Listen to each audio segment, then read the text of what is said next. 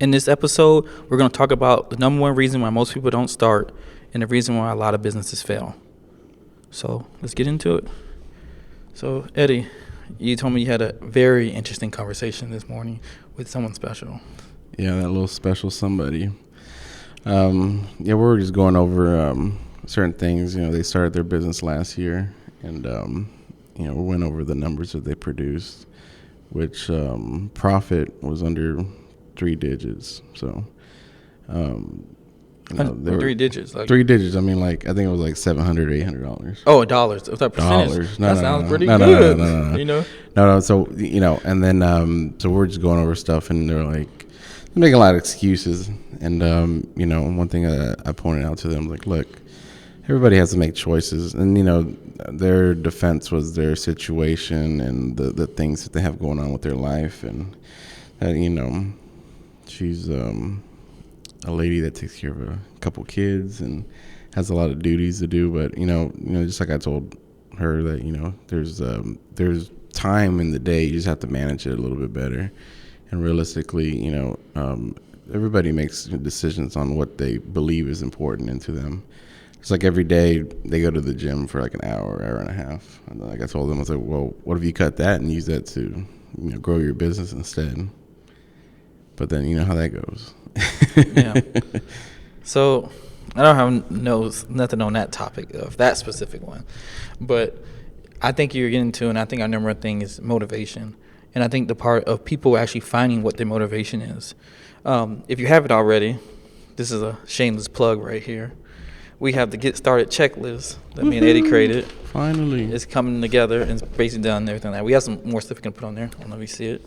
But the first section on here is going to be about motivation. And we haven't written this side as yet, but by the time this come out, it'll be up there. And then I was thinking, when Eddie told me this right here, and I was thinking, what is someone's motivation?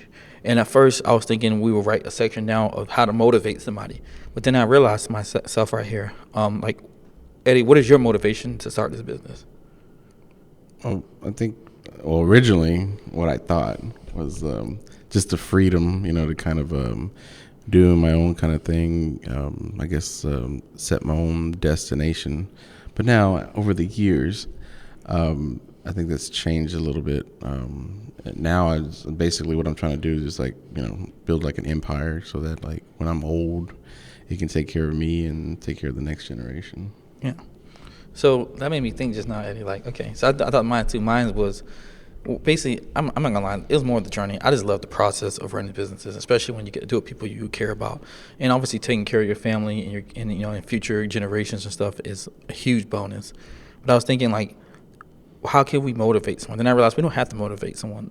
If someone put a gun to send right here, a gun to your kid's head and say make $100,000 this year, I'm pretty sure most people will make $100,000 this year. Yeah. So my understanding on this right here, I was thinking so instead of having the first page be us telling you information, the first page is going to be a worksheet. And you're going to describe what your motivation is and why are you and who and why or whatever you're doing this for. I think that's the biggest thing. So as you're reading through the section, you can understand exactly that this is who I'm doing it for. And this is why I'm doing it. And then this right here will tell you what to do. But you have to figure out why you're doing this on your own. Because a lot of people that we talk to on a regular basis, they want to start, they want to do this right here, they're listening, they're getting all the information they need to get started on there. But they're not making the jump to get started because of a couple of different reasons. Either they're scared, they're not motivated to actually go out there. Because it's not like when we started, we weren't scared. It was terrifying, but we had to get it done because we had a why, and that why has to be strong enough for you to get off your whatever situation you're in to get to the next one. Yeah. On there. So now when I dive more deep into it, I want to know we want to kind of get back to the motivation, because realistically this job is hard. You're going to be waking up early, going to sleep late. You're not going to be seeing your families as much on this part here. And to be honest, if you're really investing on this right here, you're not going to make a lot of money at the beginning. Money will come in, and if you get your stuff and you don't invest, yeah, you'll make money. I'm not going to lie about that part. But if you keep investing over and over, you're not going to make a killing the first year and you just clear $1 million unless you had a whole bunch of inventory on there. So I'm trying to figure like how do we help you guys take the step and get started, because you can get started with anything. We're coming up with this checklist right here that will walk you through every single thing to get started that you need to know. We put a lot of time into this right here. Our goal is to make this free piece of work better than anybody else's paid stuff. So that's our goal on this right here, so you can get the most out of it.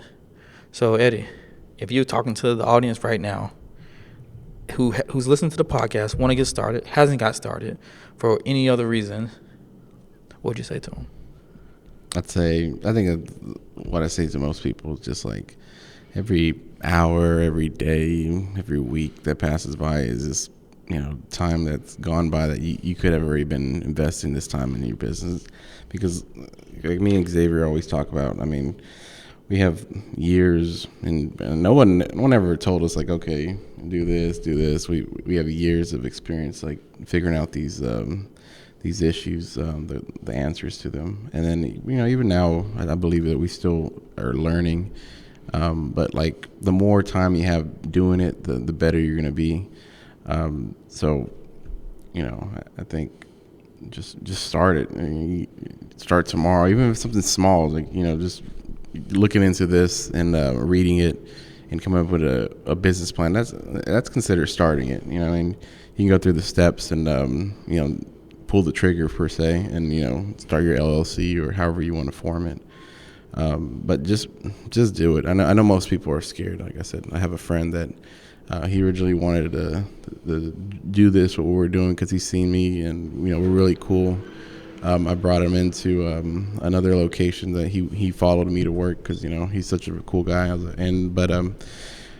told him, hey, this is what I'm going to do. And then everyone's kind of looking at me like I'm crazy. Like, what? You're going to do this? Like, you're jumping out of the Matrix and the Matrix. you're gonna go offline and do your own thing and where it's unsafe. I'm like, yeah, I'm going to go ahead and do that.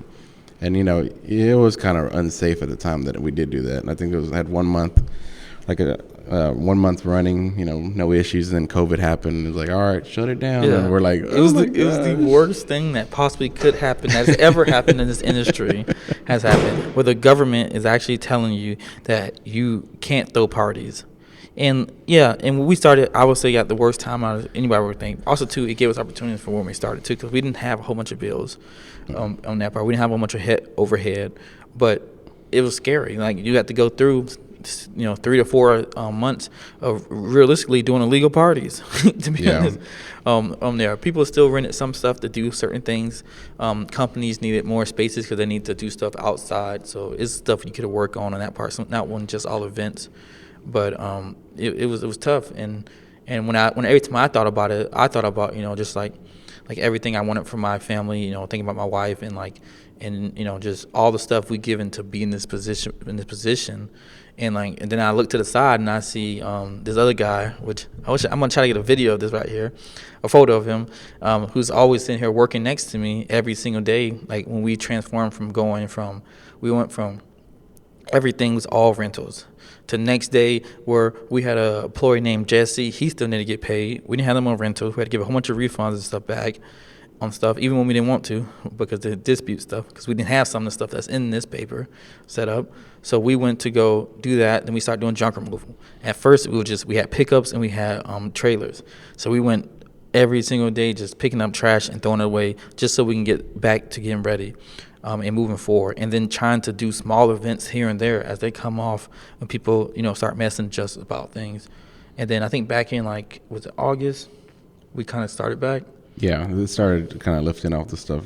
Yeah. And we started getting a little stuff here and there. And then it started really pouring in, and we're like, okay. Well, I think we made a decision to follow the Kelly Reynolds because I think that's our baby originally. We saw a lot of potential in it. Yeah. But we still ran it for 3 months after. Yeah. We had a moving company at the time because we had box trucks and we didn't have we did all sorts of stuff, man. We had box trucks, we have dump trailers. One thing is that we're good at, we can make businesses very easily and make money. Like we had contracts with we give a lot of money. Now we talk about it now. We're like, man, that was a huge mistake. We had a legitimate business running and everything. Yeah, but that's comes because we didn't learn how to delegate, which is something else that you're learning the version 2 of this Yeah. on this part here. But it's just tough because delegating, because realistically, we let go of that business because we were pushing towards one business, but we weren't really looking at that this can stand on its own and this can stand on its own, and we allowed it to stand on its own. And that's why, when, like, even at the time right there, we didn't even have a we were just flying by the thing. We didn't have a business bank account. We had a personal bank account that we had a joint account. We got a joint account so we can do this right here. And that's how we ran off of it, which don't recommend it at all. There's options now where you can get a business bank account real easy. We talk about some in this right here specifically, but that it just was crazy. So I want to get back to motivation. So when you talk to this mystery person, when you talk to him this part, what you see that worked or see that might have clicked in their eyes of how they might choose to do better or better? Because I'm not saying you don't have to start a business. Let me clarify that. Yeah. If you don't want to start a business, don't start a business. Stay in the matrix, be plugged in, 9 to 5. That's sometimes people like that, and that's fine. That's fine. My only issue that I've ever had with anything like that is just like if you complain about it and you say you want to do more, and then you don't do what you say you want to do, and then someone pushes themselves out there to try to help you. Now everybody goes their own way on that stuff right there. So I'm not telling anybody out there to quit their job and in that part. Because you might quit your job, be in the worst market in the United States. No one parties there. You're in a Mormon town. I don't know. I know if Mormons don't party. I don't know what that is. You might not be in Mormon town, but you speak only Spanish. I don't know. You might not be able to communicate. I don't know. There's a whole bunch of different reasons why it might not work factors, for you. Yeah. All I'm saying that, like, you can do this with your job and make extra money, or you can do this without your job and make a lot of money. There's 2 different ways you can go. This can be your side hustle. This can be your full-time thing, or this could be one of your other things, depending on what you have going on for you. But there's really just like starting out there, and the starting, like Eddie said, could be just getting your name, getting the LLC going on that part, starting to read up on the content and start putting together plans and practices of how you're going to do things. It doesn't have to be you jump out there the first day and go buy all this equipment, because to be honest, that might not be smart to do, because you might be in an area, you might buy stuff that people don't use in your area. Mm-hmm. And that's another thing we kind of talk about in this right here is like you need to decide on what you're going to be before you go into it. So like, even though we're going to touch a little bit on this right here, but in the thing we talk about being more of a a specialist. Or general. General, yeah. So Eddie, tell me a little bit about both. A little bit about both. Well, we both know we've seen companies that just specialize in one thing, and they do very well. Just one product, because that's all they do. They're touching that every day in and day out, so they're living and breathing that specific product. So that's a good approach, and I think that's something that we were talking about. We'll do some outreach and see if somebody wants to take that opportunity. And I think we're talking about throne chairs or something like that. Yeah, we're doing throne chairs, maybe looking at stages, just items that can grow. And there's only really one type of item, and you just buy a whole bunch of that. It's the same thing over and over on that part. Because the business we do now is kind of more on a general scales. We're trying to serve a whole your whole party and not one specific aspects of it, which is good too. You might make bigger contracts, but also too, you're not going to be named for being the you might be the chair guy. Yeah, or you might be the throne chair guy. You might be the stage guy. And everybody who do stages with you. Yeah. It's different ways to play it. In it. Different ways to play it. Both of them can be very successful. We know a stage company that does stuff at AT&T, and they're not like a huge company and stuff too as well. They just over time just have bought pieces over and over. And I think the pieces are like $1,000, and they probably got like $400,000 worth, and that allowed them to make a couple $1 million a year. Yeah, it's basically you limit the other people that can kind of even throw in bids on that kind of stuff, because they don't have the inventory to handle those kind of jobs. Yeah, because when you don't specialize, you spread across your funds. You put a little bit over here, a little bit over there, a little bit over there, and then you can do events kind of more. You do the whole event and stuff, but you can't do as many events as they can, and you can't take on the bigger jobs. Like if someone right now came in and said that in the Dallas-Fort Worth area, and they were like, okay, we want to do a stage and it's going to be 100 by 100. It's probably 1 or 2 companies that can do that, and realistically probably only one. Yeah. And the thing is, people do that. People do that at the AT&T when they do. They bring all those, what is it, the singers and the rappers and all the people in there, and to do shows and stuff there. No. So let's go back, Eddie. So motivation. So I'm gonna say this right here. If you haven't got started today and you want to talk to somebody, or you want to kind of figure out your way through this process, or even is this something that you should do, because event rentals is not for everybody. It's a hard, it's very physical. It's mentally draining sometimes. You're going to deal with a lot of customers during the most important day of their lives, even though for you just might have 50 of those every single day. No. So you're going to have to understand, work your way through that, and be able to build something out of there. But I want everybody to stay motivated, and then I'm going to let Eddie leave with his last remarks. And Eddie's going to spend the next minute, hopefully, motivating us to get out there and get started. Well, yeah, of course. I think this, me personally, I think this is a really good opportunity, just because I see so many just regular people that just doing it out of their garage and are able to do it. The market's huge.